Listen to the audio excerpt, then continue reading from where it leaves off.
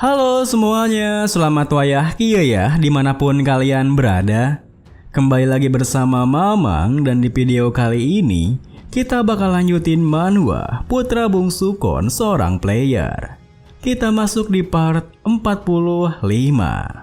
Di awal video ini kita beralih ke mansion ibu kota keluarga Aston, di mana terlihat Sir Melvin yang tengah menyebel pipi putra bungsunya, Raoul, dengan begitu gemasnya. Hahaha, anakku, aku sangat bangga padamu. Rasanya seperti baru kemarin kau memohon untuk dikirim ke akademi. Kau telah mencapai hal-hal yang hebat. Kau membawa kehormatan besar bagi keluarga kita. Raoul yang hanya bisa pasrah dengan perlakuannya pun mengatakan jika ia hanya beruntung dengan itu. Meskipun begitu, putra tertuanya, Dylan, yang juga berada di sana bertanya, "Ayah, apa yang akan ayah lakukan pada Randall? Kudengar bahwa semua keluarga Randall, termasuk keluarga yang cabang, telah ditangkap." Mendengar pertanyaannya yang cukup serius, Sir Melvin pun menghentikan jembelannya membalas, "Hah? Oh, benarkah? Mengingat sifat masalahnya, keputusan ada di tangan yang mulia. Tapi aku yakin sebagian besar akan lolos dengan hukuman ringan saja." Dylan menimpali.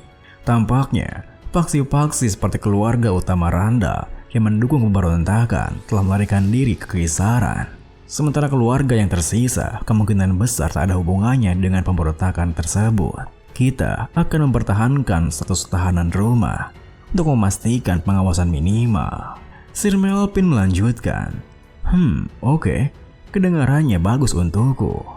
Mendengar perbincangan mereka, Raoul yang terpikir sesuatu pun berkata, "Ayah, daerah Jaden juga harus masuk dalam daftar pantauan." Sir Melvin yang tak menduganya pun sontak bertanya, "Jaden Visconti, maksudmu saudaraku, keluarga pamanmu?" Dengan wajah seriusnya, Raoul menjelaskan, paman menggunakan keluarga Baron Gendar untuk secara tak langsung tetap berhubungan dengan Randall. Dia juga kerap terlihat bersama Menteri Dalam Negeri, si penghasut pemberontakan. Mungkin tak tampak seperti itu dari permukaan, tapi ada kemungkinan besar bahwa daerah Jaden adalah bagian dari pemberontakan. Mendengar penjelasannya, Dylan yang merasa jika hal itu masuk akal berkata, "Adik tak salah, ayah.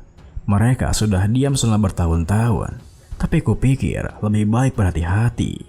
Sir Melvin pun membalas, "Baiklah, kau tetap di sini dan fokus mengawasi keluarga yang terkait dengan pemberontakan itu. Dan putra bungsuku, aku dulu mengira kau masih anak-anak, tapi sekarang kau sudah tumbuh dewasa. Ayah tak lagi menyesal. Kerajaan akan lebih membutuhkanmu daripada sebelumnya. Aku yakin kau akan menyelesaikan tugasmu." Lalu, bersama dengan Raoul yang mengiyakannya, seorang pelayan pun datang memberitahunya jika sang pangeran tengah mencarinya, yang buat Raoul segera berpamitan dari sana. "Ayah, kurasa ini waktunya mengucapkan selamat tinggal. Ayah, kembalilah dengan selamat." Sir Melvin membalas, "Benar, kau juga tetaplah sehat."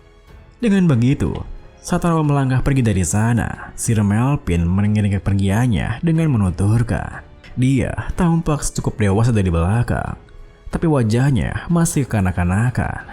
Dylan di sampingnya membalas, "Ya, aku setuju ayah.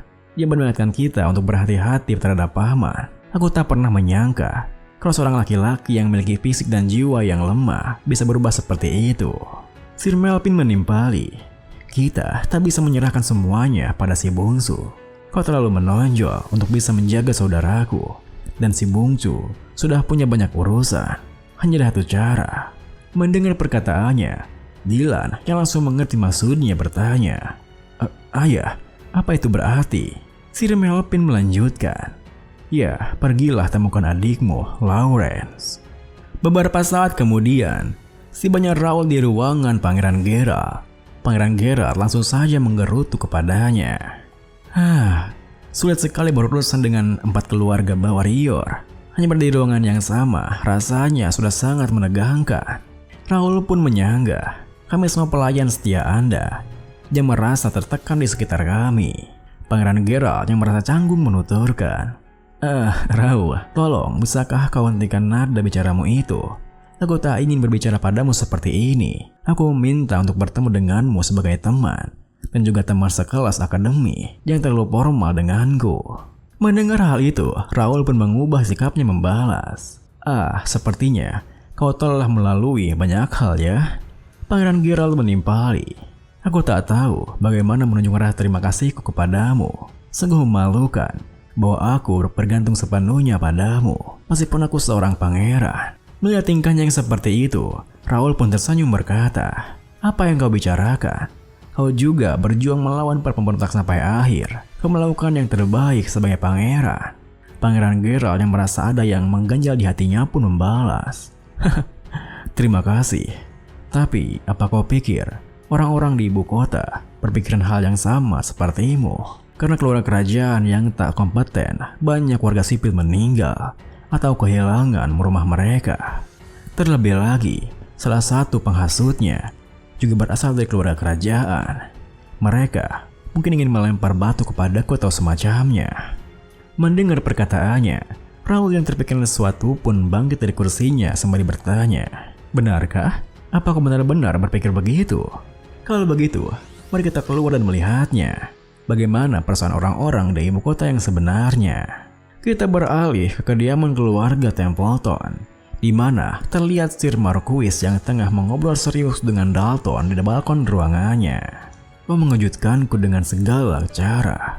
Aku tahu kau gegabah, tapi aku tak menyangka kau akan menyelinap keluar dari misi yang diminta oleh raja sendiri." Dalton yang tak ingin disalahkan pun membalas, "Keluarga menerima perintah raja, bukan aku. Lagi pula, aku tak membuat perbedaan besar." Tentu saja, tingkahnya yang seperti itu membuat Sir Marquis menatapnya tajam. Meskipun begitu, Sir Marquis menahan dirinya melanjutkan, "Aku mengirimmu ke akademi untuk mengajarimu cara mematuhi peraturan. Kau perlu tahu apa itu kehormatan dan tanggung jawab sebagai anggota Templeton. Aku tak mau kau dianggap sebagai cucu dari seorang Swordmaster. Dan kau perlu membuktikan diri agar hal itu terjadi.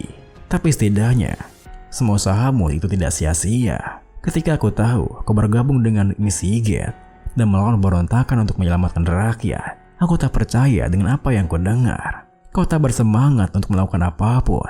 Siapa yang mengira kau akan begitu bersemangat setelah berada di luar?"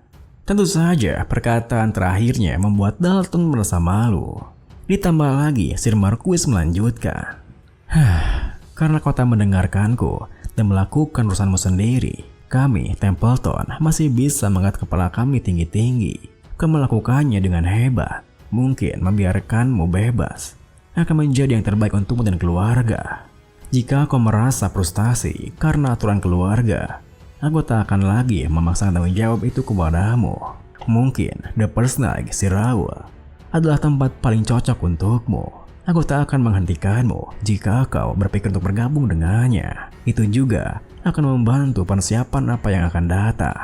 Mendengar semua hal itu, Dalton yang sungguh tak menduganya pun bertanya, Itu apa maksud Anda?" Sir Marquis menjelaskan, karena pemberontakan itu gagal, Kekaisaran mungkin sudah menyerah untuk mencoba mengganggu kerajaan ini dari dalam. Mereka mungkin sedang bersiapkan diri untuk perang habis-habisan.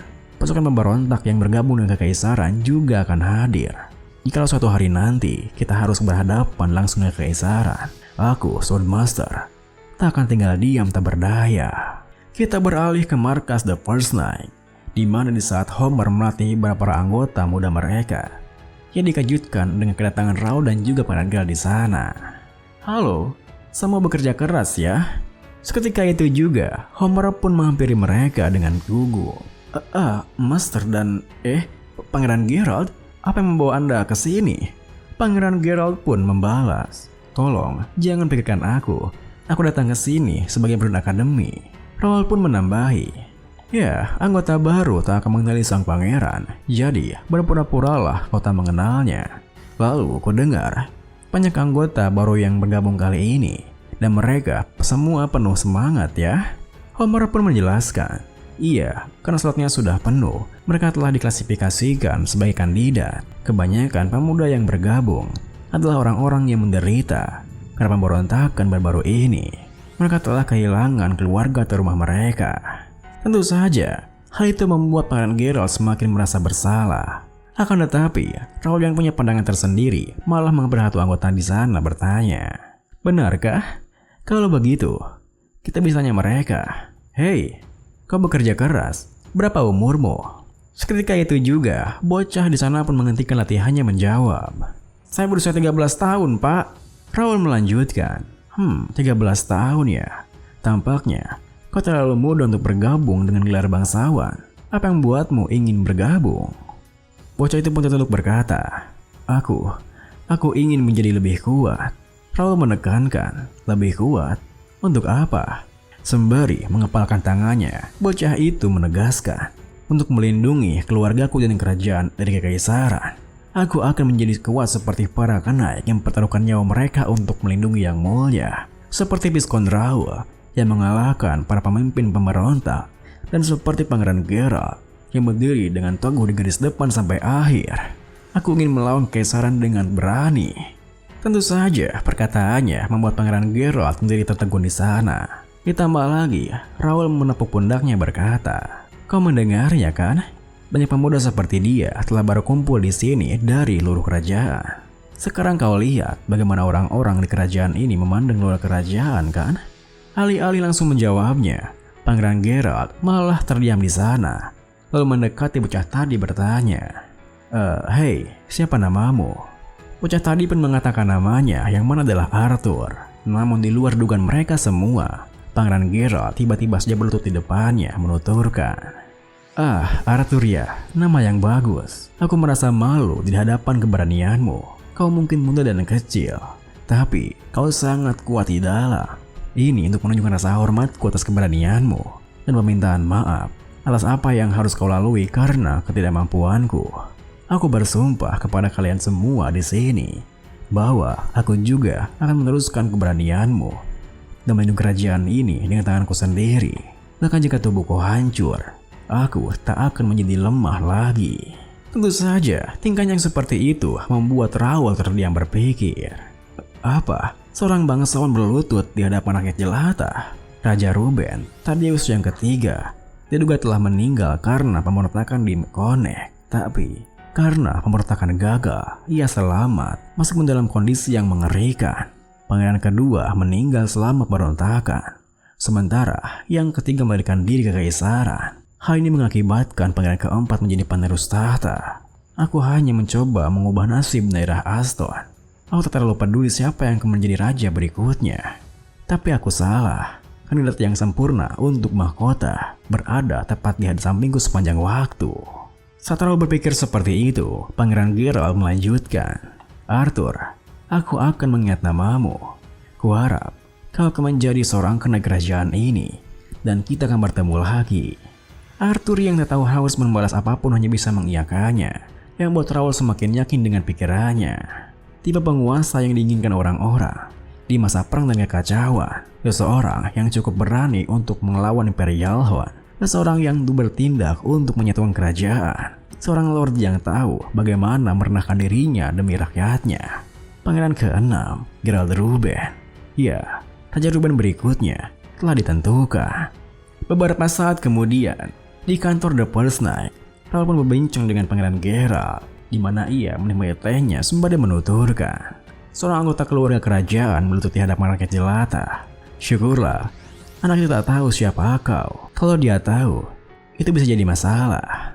Pangeran Geralt tertawa berkata, Benar, tapi aku benar-benar ingin mengungkapkan rasa terima kasihku.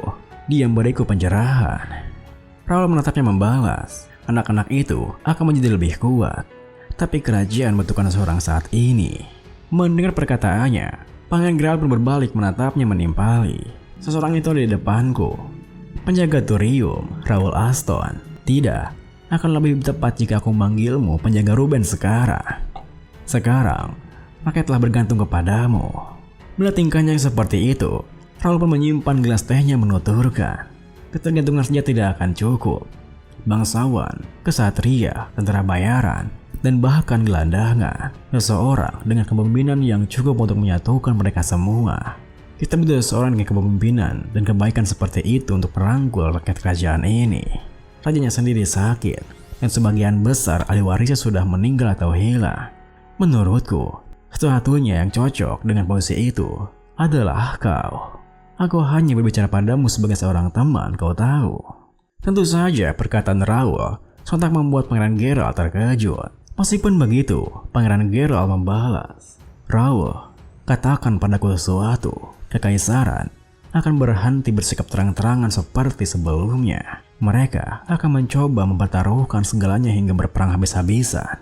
Ini saatnya kita bersatu. Namun bila saatnya tiba, kaum bangsawan, termasuk keluarga kerajaan, akan menjadi sangat kacau. Saat aku mencoba mengatur semuanya, apakah kau akan berada di pihakku?